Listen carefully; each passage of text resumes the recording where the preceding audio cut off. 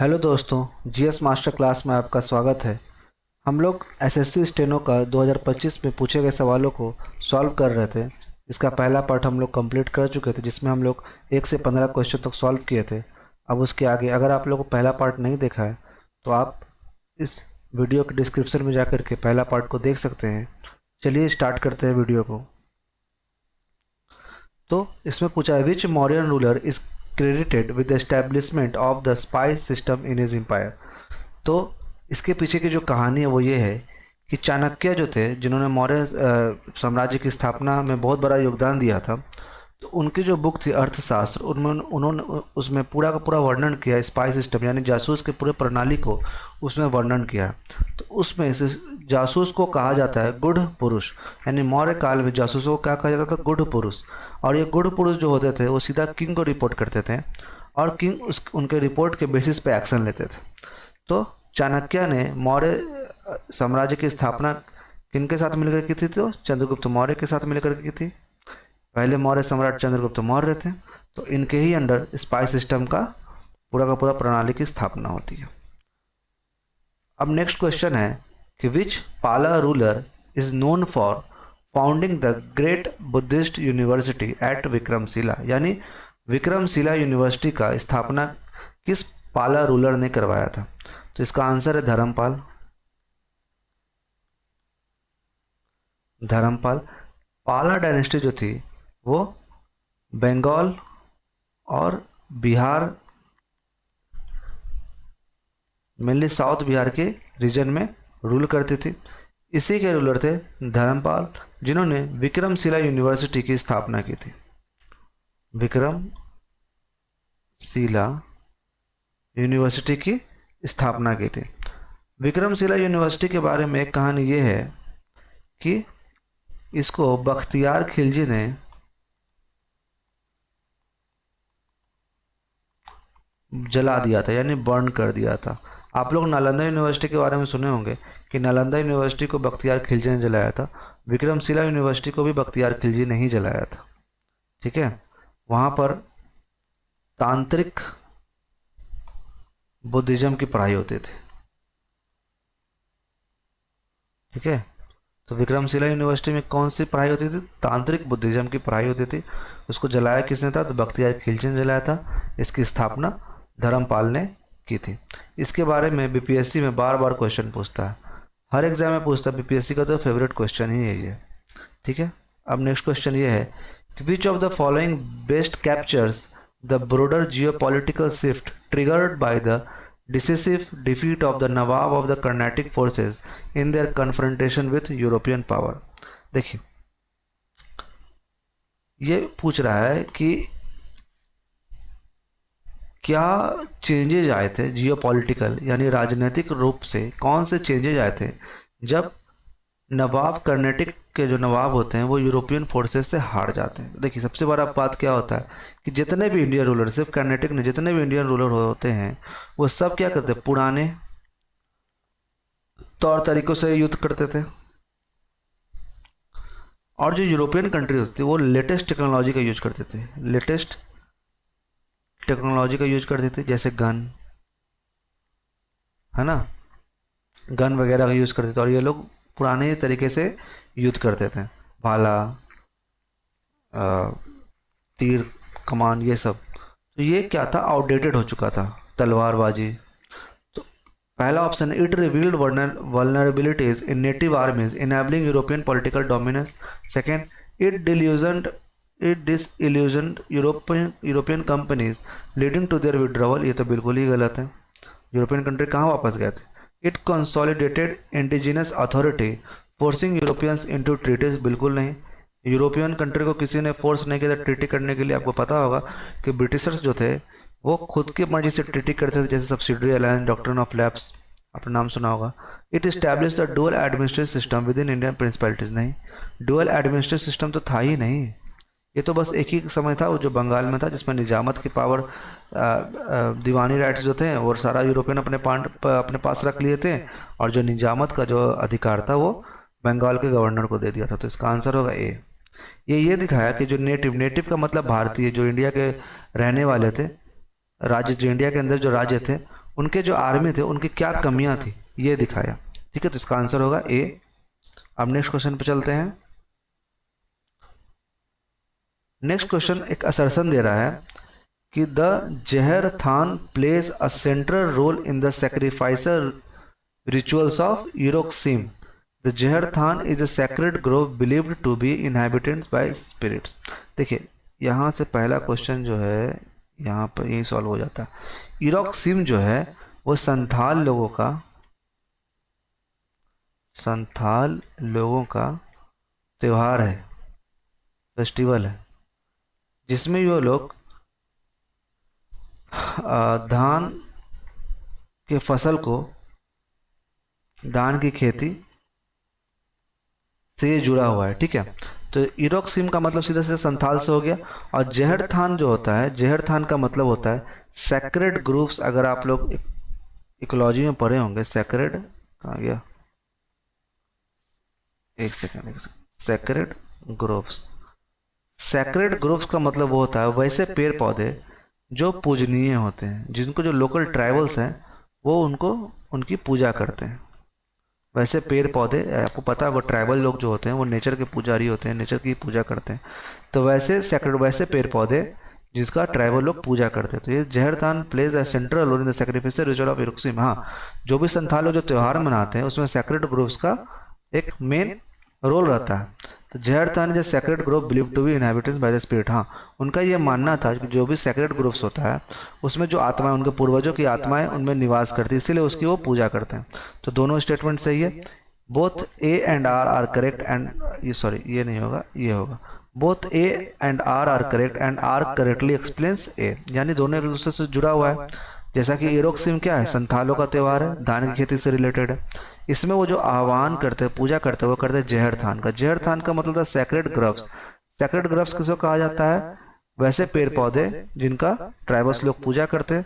और संथाल लोगों का यह मानना है कि उन पेड़ पौधों में उनके जो पूर्वज है वो निवास करते हैं। तो इसका आंसर हो जाएगा बी। ठीक है, इसका आंसर हो जाएगा बी। अब नेक्स्ट क्वेश्चन है question number 20। The battle of Samugarh was fought between Aurangzeb with Mughal prince. देखिए क्या हुआ था। शाहजहां जो थे, आपको पता होगा औरंगजेब शाहजहां के बेटे थे, शाहजहां के बेटे थे। तो इन्होंने क्या किया था कि इन्होंने अपना जो प्रिंस था, होता है ना क्राउन प्रिंस, मतलब जिसको गद्दी जाने वाली होती, जैसे कि अगर आपने बाहुबली मूवी देखा होगा तो उसमें अमृत बाहुबली जो रहते हैं वो क्राउन प्रिंस रहते हैं। जो देवसेना के पास जाते हैं तो कहते हैं ना वो कटप्पा कि ये हैं माहिष्मती के भावी सम्राट, है ना, अमरेंद्र बाहुबली। तो ये अमरेंद्र बाहुबली क्राउन प्रिंस जो बनाते हैं, जिनको जो मुगल एम्पायर होता है वो पहले से बता देता था कि कल को यही जाकर के क्या बनेगा, सम्राट बनेगा, मुगल सम्राट बनेगा। तो वो क्राउन प्रिंस होते हैं दारा शिको।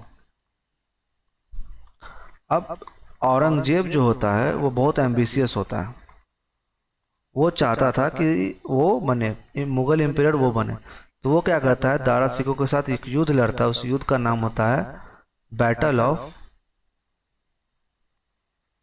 सामूगर, और इसमें दारा सिको की हत्या कर दी जाती है। तो इसका आंसर होगा Dara Shikoh.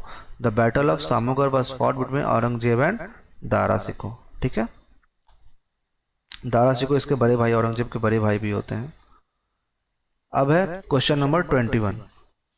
Consider the following statements about Udayagiri and Khandagiri caves. तो पहला है these caves are near Bhubaneswar and were meant for Jain monks. यानी ये तो फैक्ट सही है।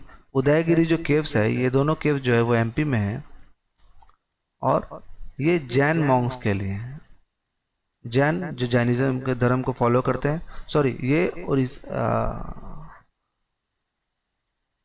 उड़ीसा में है, एमपी नहीं, ये उड़ीसा में है। ठीक है, तो ये जैन मॉन्क्स के लिए यानी जैन धर्म के पालन करने वाले लोगों के लिए बनाया गया था। इसको बनाया था जैन किंग खारवेल ने, खारवेल ने। इनके बारे में बहुत क्वेश्चन पूछा जाता है कि उदयगिरी खंडागिरी केव्स किसने बनवाया था। तो जैन किंग खारवेल ने बनाया था। ये जैनिज्म धर्म को प्रमोट करते थे। एक मिनट, ये जैनिज्म धर्म को प्रमोट करते थे, ठीक है। तो जैन किंग खारवेल ने, इनकी जो डायनेस्टी थी उस डायनेस्टी का नाम था छेदी डायनेस्टी। छेदी डायनेस्टी से ये बिलोंग करते थे, जैसे छेदी सिंह, इससे कर याद, आप लोग इसको रिमेंबर कर सकते हैं। तो छेदी डायनेस्टी से ये बिलोंग करते थे। और सेकेंड पॉइंट है all caves are shaped like flowers and carved, ये पॉइंट तो सही हो गया, एंड कार्व्ड फ्रॉम बोल्डर्स, ये गलत है। इसका मतलब ये है कि जितने भी केव्स है उनको फ्लावर के शेप में कराया का मतलब क्या काटा गया था, और वही बोल्डर्स का मतलब होता है पत्थर से फ्लावर के शेप में तराशा गया था, तो ये गलत है। ये फ्लावर के शेप में नहीं था, ये पत्थर को काट कर बनाया गया था, ये सही है, लेकिन फ्लावर के शेप में नहीं है। ईच केव है श्राइन ऑफ बुद्धिस्ट डिटीज, देखिए यहाँ पर तो ये गलत हो गया। ऑप्शन 1 में बोल रहा है जैन मॉन्क्स, और पॉइंट थर्ड में बोल रहा है बुद्धिस्ट डिटीज, तो यहाँ से भी आप एलिमिनेट कर सकते हैं। तो 3 एलिमिनेट हो गया, 3 एलिमिनेट हो गया। ऑप्शन ए हो सकता है और ऑप्शन बी हो सकता है, लेकिन बी में मैंने बताया आपको। अच्छा, ये लॉजिकल लगता है कि उस जमाने में फ्लावर के रूप में पूरा का पूरा पहाड़ काट देना संभव होगा, और ये कोई बहुत बड़े किंग नहीं थे खारवेल, ठीक है। तो इसका आंसर होगा सिर्फ और सिर्फ ए, इसका आंसर 2 भी रॉन्ग हो जाएगा, ठीक है। तो आप लोग ऑप्शन को एलिमिनेट करके भी सही आंसर तक पहुंच सकते हैं। अब क्वेश्चन 22 है, in which country were the first Commonwealth Games held. तो फर्स्ट कॉमनवेल्थ जो गेम्स था, CWG भी बोला जाता है इसको, ये हुआ था आपका कनाडा में, कनाडा के हैमिल्टन में। हैमिल्टन एक वहाँ का सिटी है, और ये हुआ था 1930 में, ठीक है। 1934 में India first time CWG games में यानी कॉमनवेल्थ गेम्स में पार्टिसिपेट करता है, और ये कहाँ हुआ था, ये हुआ था लंदन में। इतना इंफॉर्मेशन अप्रोप्रिएट है, रिक्वायर्ड है, इनफ है, इससे ही पूछेगा। तो इसका आंसर हो जाएगा डी, फ्रांस गलत, अफ्रीका गलत, इंडिया में नहीं हुआ था। तो कहाँ हुआ था, कनाडा। कनाडा के कहाँ हुआ था, कई बार हैमिल्टन भी पूछ देता है, कब हुआ था ये भी पूछ देता है, इंडिया ने कब पार्टिसिपेट किया था ये भी पूछ देता है। तो यही एग्जाम पॉइंट ऑफ व्यू से बहुत इंपॉर्टेंट है, ठीक है। अब चलते हैं नेक्स्ट क्वेश्चन पे। Question 23, which Chola ruler is credited with the construction of irrigation system to support agriculture। देखिए चोला जो किंगडम था ये साउथ का किंगडम थे। साउथ में 3 बड़े किंगडम थे, चेरा, चोला और पांड्यास, ठीक है। चोला में जो सबसे बड़े 2 रूलर थे वो थे, एक थे राजराज चोल और दूसरा राजेंद्र चोल, ठीक है। तो क्वेश्चन पूछ रहा है which Chola ruler is credited with the construction of irrigation system to support agriculture. इसका आंसर होगा राजेंद्र चोल, ठीक है। राजेंद्र चोल ने क्या किया था कि पूरा का पूरा एक सिस्टम बनाया था जिसमें टैंक का इंट्रोडक्शन कराया था, जिसके थ्रू इरिगेशन फैसिलिटी होता था, ठीक है। तो राजेंद्र, एक क्वेश्चन और पूछता है कि श्रीलंका को कब्जा किस चोला ने किया था। तो ये भी राजेंद्र चोला ही थे जिसने पूरा का पूरा श्रीलंका को कब्जा कर लिया था। ये जो चोला जो डायनेस्टी था ये जाना जाता था अपने वाटर मैनेजमेंट के लिए। किसके लिए जाना जाता था, वाटर मैनेजमेंट के लिए, ठीक है। वाटर मैनेजमेंट के लिए बहुत फेमस था। जिसका आंसर हो जाएगा आपके राजेंद्र चोल। राज चोल नहीं होगा, कोटुलुंगा भी नहीं होगा, आदित्य चोलावन भी नहीं होगा, ठीक है। अब क्वेश्चन 24, एक असर्शन है, the treaty of Paris 1763 limited French settlement in India to trading post only, और रीजन इसका दिया है the French could no longer station troops और फोर्टिफाई फैक्ट्री। देखिए मैंने जो भी मॉडर्न इंडिया की क्लास ली इसी चैनल पे है, उसमें मैंने एंग्लो फ्रेंच वॉर को अच्छे से डिस्कस किया है। तो उसमें जो था थर्ड एंग्लो फ्रेंच वॉर था, या थर्ड कार्नेटिक वॉर भी इसको बोलते हैं, थर्ड कार्नेटिक वॉर था। उसमें ट्रीटी ऑफ पेरिस से शांत समझौता हुआ था, पीस आया था। देखिए इंडिया में भी इंग्लैंड और फ्रांस आपस में लड़ रहे थे और यूरोप में भी लड़ रहे थे। इंडिया में लड़ रहे थे वो कंपनी के थ्रू, जिस कंपनी के थ्रू वो ट्रेड करते थे, और इंग्लैंड में वो डायरेक्टली लड़ रहे थे। तो ये जो लड़ाई थी ये इंटर कॉन्टिनेंटल लड़ाई भी इसको बोल सकते हैं। तो इसका समझौता होता है, इसके तहत फ्रांस ये बोलता है कि ठीक है भाई, आपका जो टेरिटरी है वहाँ पर सिर्फ हम ट्रेड करेंगे, हमको मिलिट्री या वॉर से कोई लेना देना नहीं होगा। तो क्वेश्चन पे फिर से पढ़ते हैं। The treaty of Paris 1763 limited French settlement in India to trading post only. तो यहाँ से सही है, मैंने बताया अभी। The French could no longer station troops और 45 फैक्ट्रीज। हाँ, यह शर्त इंग्लैंड ने रखा था, ईस्ट इंडिया कंपनी ने रखा था कि अगर आपको इंडिया में टिकना है तो इस शर्त को मानना पड़ेगा, और इस शर्त को माना गया था। इसका आंसर हो जाएगा B. Both A and R true and R is correct explanation. ठीक है, अब नेक्स्ट क्वेश्चन है कि which of the following is are correct regarding Gujarat medieval architecture. ठीक है, ये तो ऐसे ही ऑप्शन से ही बन जाएगा। It incorporated local temples and tradition, सही है। देखिए ये कॉमन सेंस वाला क्वेश्चन, इसके लिए ज़्यादा नॉलेज की जरूरत नहीं है। It incorporated local temple tradition, कहीं भी इंडिया में जो भी आर्किटेक्चर हुआ है उसमें लोकल चीज़ों को अपनाया ही गया है, चाहे वो मुगल आर्ट हो या इस्लामिक आर्ट हो, हर जगह लोकल आर्ट को, जैसे कि जो राजपूताना जो छतरी का जो गुंबद होता था, छतरी नुमा, ये पहले नहीं होता था। या फिर खिड़की वगैरह जो छतरी नुमा जो धनुष के आकार का होता था, ये पहले नहीं होता था। जो इंडो इस्लामिक आर्ट था, बाद में उसको अपनाया गया था। इस तरीके का जो छज्जी निकला होता या फिर छज्जी जो निकलता था ऐसे करके, तो ये राजपूताना स्टाइल से अपनाया गया था। तो ये सही हो जाएगा आपका, वो ऑप्शन 1 सही, ये सही और ये सही, यानी 2 एंड 3 यहीं पर गलत हो गया। Mosque tombs had ornamental carvings like toranas, ये सही है। तोरानास बोले तो छज्जी। It avoided decorative influence from indigenous practices. देखिए ऑप्शन 1 और ऑप्शन 3 आपस में मेल नहीं खाते। ये कह रहा है it avoided decorative influence from indigenous practice, तो ऐसा नहीं है। इंडिजिनस चीज़ों को ले करके ही आगे चला गया, बिना इंडिजिनस चीज़ों को यूज किए काम नहीं चल सकता था। तो इसका थर्ड गलत, ये भी थर्ड गलत, तो आंसर हो जाएगा डी। सॉरी, डी भी तो गलत है ना।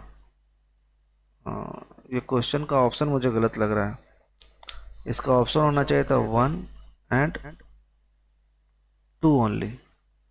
है तो डी, सॉरी डी सही है, 1 एंड 2 ओनली, ये सही है, ये सही है, और थर्ड पॉइंट इसका गलत है। ठीक है, यानी it incorporated local temple tradition, बिल्कुल लोकल टेम्पल ट्रेडिशन को लिया गया था। It avoided decorative influence from indigenous practice, avoid कर ही नहीं सकता। अगर इतना इंडिया में अभी तक ऐसी कोई डायनेस्टी नहीं हुई जो लोकल इन्फ्लुएंस जिस पर नहीं रहा हो। तो थर्ड गलत है, थर्ड गलत है। अब बचता ओनली 1 है, और 1 एंड 2। 2 सही है। Mosque tombs had ornamental carvings like toranas, हाँ इसको राजपूताना स्टाइल से लिया गया था। तोराना वाला छज्जा वगैरह होता है। ठीक है, अब आगे बढ़ते हैं। देखिए कई बार क्या होगा ना कि आप ऑप्शन एलिमिनेट करके सही आंसर तक पहुंच सकते हैं, और थोड़ी बहुत बेसिक नॉलेज और कॉमन सेंस से भी बहुत सारे क्वेश्चन, खास करके इस टाइप के क्वेश्चन बन जाते हैं। क्वेश्चन 26 है, आप लोग देख भी रहे होंगे क्वेश्चन का लेवल कितना हाई है। ऐसा नहीं कि रट के गए लूसेंट का फैक्ट्स और बन ही जाएगा, नहीं। British capital accumulation in the 18th century was reinvested in industrial development. Reason दिया था capital was control by merchants and industries, ये तो एकदम सही है। ठीक है, लेकिन इस क्वेश्चन में ना ये पूरी तरह से क्वेश्चन कंप्लीट नहीं। British capital accumulation in the 18th century was री इन्वेस्टेड इन इंडस्ट्रियल डेवलपमेंट, ये तो सही है कि ब्रिटिश जो कैपिटल जो पैसा कमाया था यहाँ से ट्रेड का, उसको री इन्वेस्ट तो किया था इंडस्ट्रियल डेवलपमेंट में, लेकिन ये किया था इन्होंने यूरोप में। इंडिया में कहाँ किया था? इंडिया में कौन सा इंडस्ट्री का डेवलपमेंट किया था? एक रैली तो बनी थी, लेकिन वो पूरे के पूरे इंडस्ट्री थोड़ी है। तो अगर ये यूरोप के सेंस में क्वेश्चन है तो पहला वाला भी सही है और दूसरा वाला भी सही है, लेकिन अगर ये इंडिया के कंटेक्स्ट में क्वेश्चन है तो पहला वाला रॉन्ग हो जाएगा और दूसरा वाला सही हो जाएगा। तो ये कंटेस्टेड क्वेश्चन है, ये इनकम्प्लीट है। अगर यूरोप के कंटेक्स्ट में है तो ये सही है, इंडिया के कंटेक्स्ट में ये गलत है, क्योंकि ब्रिटिश क्या करते थे, यहाँ से पैसा कमाते थे और जाके यूरोप में इंडस्ट्रियल डेवलपमेंट करवाते थे। आपको पता है ना कि इंडिया का इंडस्ट्रियल डेवलपमेंट तो हुआ ही नहीं था, सबसे बड़ा बेरोजगारी हमारे देश में इसीलिए तो है कि इसीलिए तो उस समय था कि क्योंकि हमारे देश में तो इंडस्ट्रियल रिवॉल्यूशन हुआ ही नहीं। इंडस्ट्रियल रिवॉल्यूशन हो रहा था यूरोप में, जिसको फ्यूल कर रहा था कौन? यहाँ का पैसा। यानी यहाँ का ट्रेड से जो पैसा आ रहा है, इंडस्ट्रियल रिवॉल्यूशन यूरोप में करने में मदद करता था। वहाँ पे फैक्ट्रीज बन रही हैं, इंडस्ट्रीज बन रही हैं, पूरा का पूरा कल्चर, टाउन कल्चर डेवलप हो रहा है। यहाँ क्या था, यहाँ जो पोर्ट सिटीज थे बस उनका डेवलपमेंट हुआ था। बाकी पूरा का पूरा जो सब कॉन्टिनेंट था वो ऐसे ही बंजर पड़ा रहता था। ठीक है, अब चलते 27 पे। Which method was used by villagers during the Chipko movement. देखिए चिपको मूवमेंट के बारे में बताते हैं। चिपको मूवमेंट 1973 में चमोली डिस्ट्रिक्ट उत्तराखंड में हुआ था। वहाँ के जो लोकल रूलर थे वो अपने आप को वहाँ के जो ट्रीज थे, फॉरेस्ट थे, उससे बहुत अटैच्ड मानते थे। तो वहाँ जो प्रोटेस्ट ये हुआ कि वहाँ पर लगातार टूरिस्ट्स के लिए या फैक्ट्रीज के स्टैब्लिशमेंट के लिए पेड़ों को काटा जा रहा था। तो वहाँ के जो लोकल्स थे वो क्या किए, जाके पेड़ों को हक कर लिए, हगिंग द ट्रीज, और बोले कि अगर पेड़ों को काटोगे तो पहले मुझे काटना पड़ेगा। अंत में सरकार हार जाती है और हिमालय रीजन में कॉमर्शियल पेड़ों को गिराना बैन हो जाता है। तो पढ़ते ऑप्शन, वायलेंट प्रोटेस्ट बिल्कुल भी नहीं। Hugging trees to prevent cutting बिल्कुल सही, हमने यहाँ पे पढ़ लिया। फाइलिंग लॉसूट्स नहीं, बर्निंग फॉरेस्ट नहीं, तो इसका आंसर हो जाएगा बी। ठीक है, 1973 में चमोली डिस्ट्रिक्ट में उत्तराखंड में ये हुआ था। अब नेक्स्ट क्वेश्चन है question number 28। Which Mughal ampere did Maharana Pratap face in the battle of Haldi Ghati. देखिए 1576 में हल्दी घाटी का युद्ध हुआ था।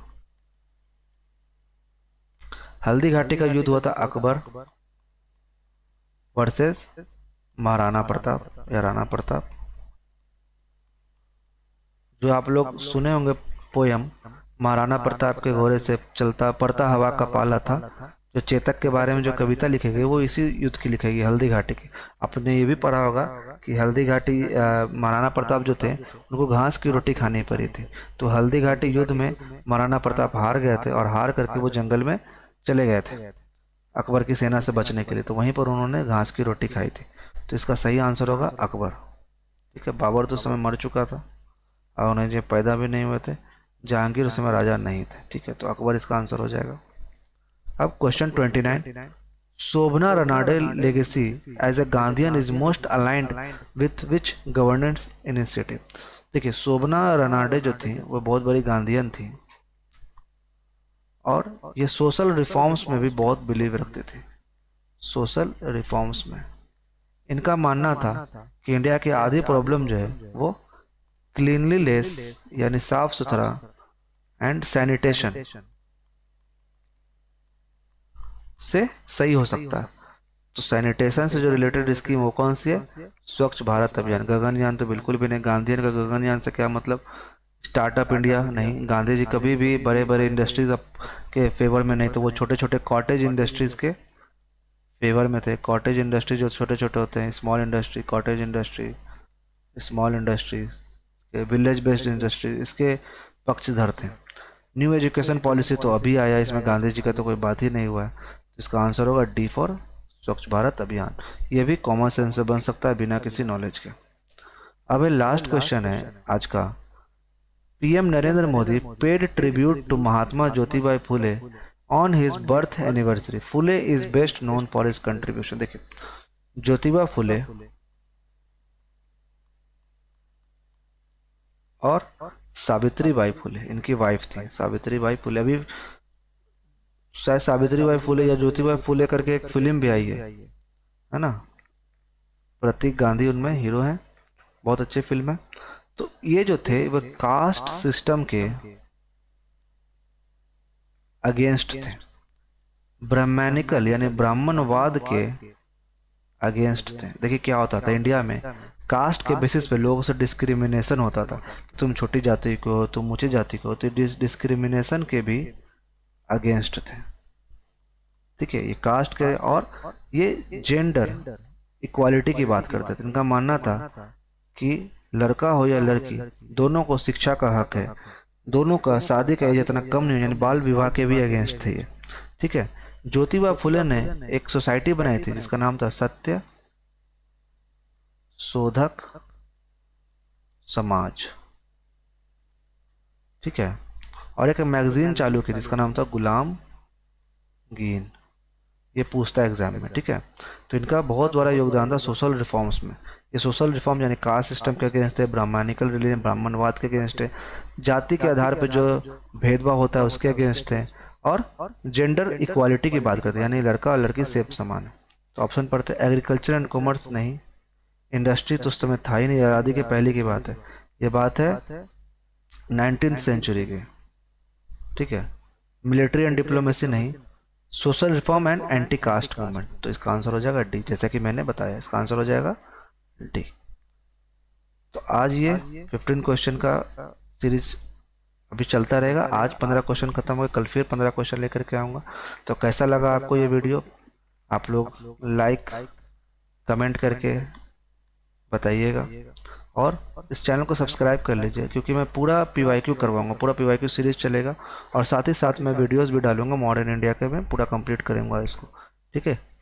तो आप लाइक करिए, कमेंट कीजिए, सब्सक्राइब कीजिए इस चैनल को, और आप अपना रिव्यूज़ कमेंट में ज़रूर से ज़रूर दें, और ये भी बताएं कि कितने क्वेश्चन आपके इस 15 में से सही होते हैं, ठीक है। धन्यवाद।